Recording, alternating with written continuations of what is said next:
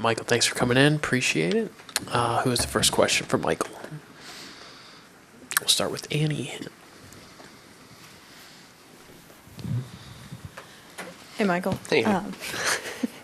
Thinking back to yesterday, just how did the atmosphere and the whole game really kind of blend with what you expected of your first playoff game?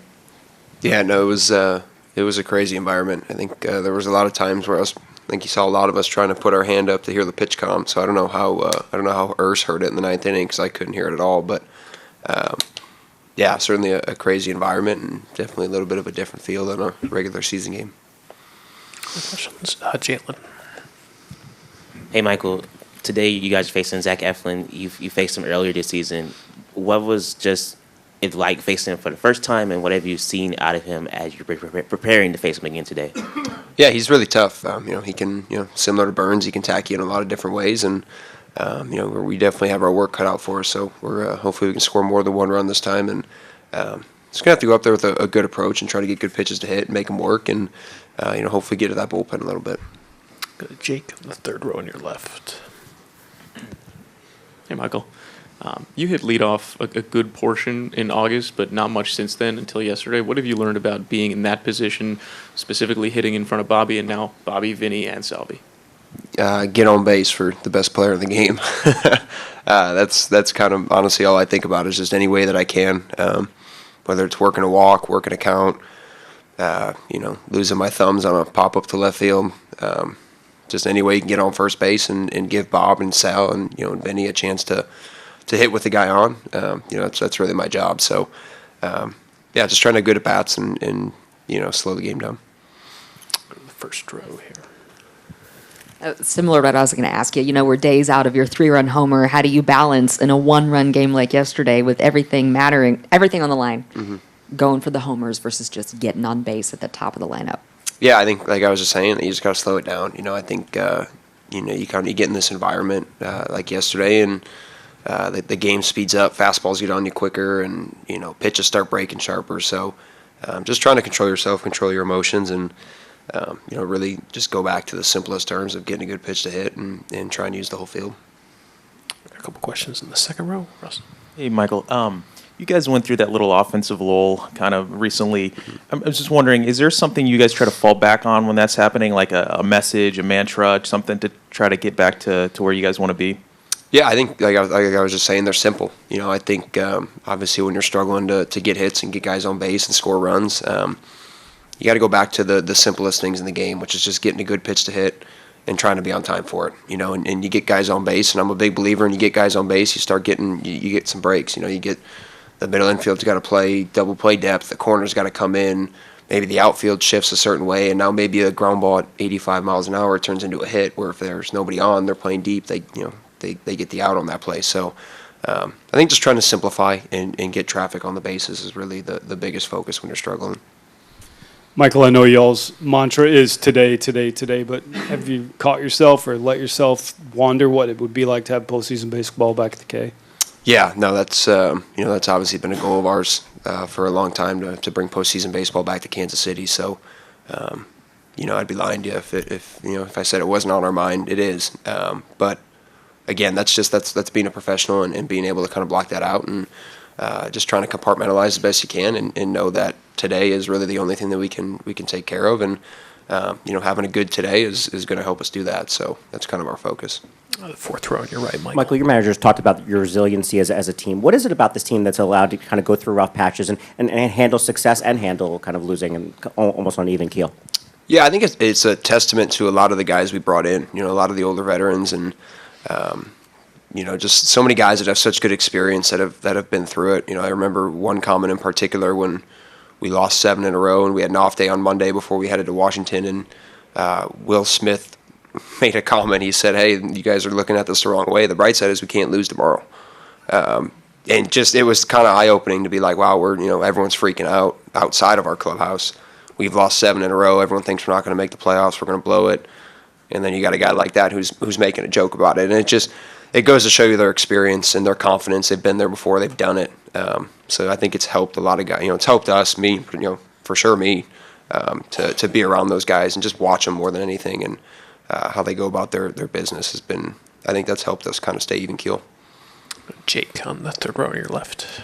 It's a really tight clubhouse in some part because you guys have come up through the minors together, but especially you and Vinny, same draft class, pretty much the same path up through the minor leagues. What's it been like for you watching him go through what he's gone through and supporting him on kind of his way back? And I guess, what do you appreciate about the way he's gone about doing what he's done? Yeah, I think everybody in that clubhouse just appreciates what he's done. I mean, he had surgery less than a month ago, or about a month ago, and he's out there, fighting through the pain and competing for us. So, that kind of stuff doesn't go unnoticed to teammates, and even beyond that, he's got such a good character, and he's been kind of the life of our clubhouse for a long time. Not just this year, but as you mentioned, all the way up to the minor leagues. So just a great guy to be around. Really, really cool to be teammates with him, and better to be friends. When did you first kind of realize the energy that he brought to a clubhouse? Oh man, probably going all the way back to Burlington in 2019, which was rookie ball for us. He's just kind of got that infectious personality, always smiling, always cracking jokes at somebody. So, just a great teammate. Go a little bit further back, Michael. You hear a lot about momentum at this time of the year, and it matters, but it can also change very quickly. You see hot teams get cold, and teams that seem like they're going nowhere catch fire out of nowhere. Do you feel like yesterday was sort of a continuation of the end of your regular season, or did you feel like there was a clean break and everything was starting over at the start of the postseason? Yeah, I feel like it's more of a start over. Personally, the way that I think is just everything's one. Everything. There's no streaks. You're never in a slump. You're never on a hot streak. Kind of going back to Q's mantra of today. Everything's just one. You miss a play, it's one play. It has nothing to do with the next play. You have a tough game, it has nothing to do with the next game. And I think in baseball that's easier said than done. But as I alluded to with those veterans before, I think being around those guys and being able to watch them do that in action has been really good for the rest of our team. So I feel like as a team as a whole, we do a really good job of that. I'll go to Rustin in the second row. Michael, you mentioned the veteran presence. Bobby was joking last night about Tommy saying you got a 99.99% chance to win if you don't score, or if they don't score. What's he brought, to the room since he got here? Yeah, I mean, I still don't understand that comment because I haven't figured out how we lose if we give up 0 runs. But yeah, no, he fits in with the rest of us and the rest of those veterans as well. Just guys that have had unbelievable careers and a lot of experience. And one thing that I've realized just from being here for the last 2.5 years is anybody in this game that's been able to acquire service time as long as some of those guys in there. I mean, it's an incredible feat to be able to not only physically be able to play at this level, but to manage everything that comes with it, and to do it for as long as Tommy's done it. There's a pedigree that comes with that, and he's really, really cool to watch and just be around and watch what he does in the cage, watch what he does on the field, watch how he handles himself when he's going through a slump or whatnot. So, we're lucky to have a bunch of those guys. Go to Annie on the aisle.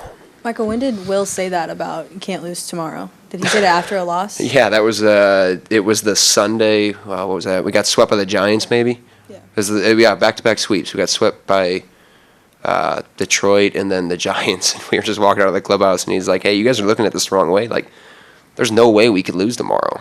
And someone didn't laugh, and then Hoove was like, "Come on, laugh. It's funny." But again, it was a little bit different than kind of how we were last year. We lost a game last year, and it was a bunch of young guys in there thinking the end of the world happened. So again, just a totally different perspective. And then I wonder, you've played behind Lugo quite a bit this year. How would you face him when he's got all of those pitches to throw at hitters? Yeah, I mean, that's a great question. I think the answer is when someone figures it out to let everyone know, because he can come at you 9 different ways. I got the pitch comm on, and he's got to call, slider for a different pitch. It's not even a slider, but he has so many pitches that the pitch comm can't call all of them. So, yeah, I mean, he can make the ball do what he wants, and he's been unbelievable all year. So, I know as a team, anytime Seth takes them out, I feel like we got a really good chance to win. Anything else for Michael? We'll go to Jalen. Michael, you alluded to last year saying that when you went through those tough times, it's like the end of the world. How did you guys, the young guys, break through out of that mentality, and how did those veterans kind of help guide you through that? Yeah, like I said, I think the veterans have been a huge part of that, but I also think just the persistence, and just the continuing to show up every day. I feel like that's honestly like my best advice for any player coming up is just continue to show up. There's going to be days where you're terrified to do it. There's going to be days where you're nervous. There's days where you feel like you're never going to get a hit again. There's days where you feel like you're never going to get out again. And so just being able to show up every day and keep going no matter what you're feeling. And, in baseball, it's always going to turn at some point. Nothing lasts forever. So, again, that's something I've learned from being around those guys. Anything else for Michael? All right, Michael, thanks so much.